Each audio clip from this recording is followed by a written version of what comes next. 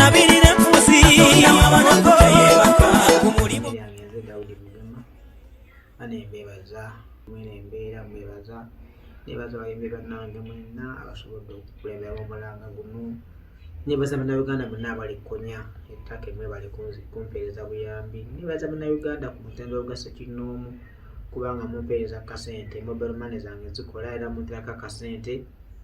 kubanga ono omukyala yali agenda okunteramu byonna nga byeyanimbalimba byali byakiyaayi. So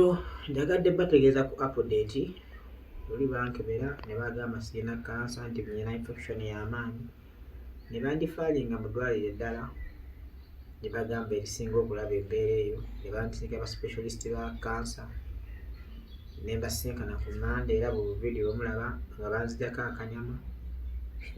kati bamugambye bagenda kumpaliza tisi mu wiiki emu n'ekitundu ne musawo n'angamba nti bakonfaminga nga balaba infection yokka kitegeeza birwadde byaffe bya kifirika mbasaba munsabireko bannayuganda mwenna buli muntu gyali mbe nga at least kansa ye taliimu nga bwe badde nkirowooza abe nga taliimu naye tuwere enneme na birwadde birala oba oli awo bannaye neeyanza buli asobodde okumpaayo kyampadde mwami Erias Lukwago webale nkoola bannayuganda mwenna balina obuyambi kubanga ekituufu nkyetaaga obuyambi bwazira kisa byonna gye muli mu nyambe embeera gye ndimu si nyangu bannange embeera gye ndimu eno omuntu alaba waggulu nayinza okulowooza ndi mulamu naye ne wansi kigere kirwaddera kuba saagala kiraga nnyo bantu emmeeme zaabwe ezimu si nyangu naye siri bulungi era kyalina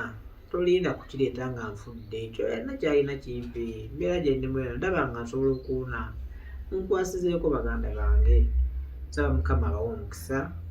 era nja kuba mbawa update ezisembayo nga ezasizifulumya.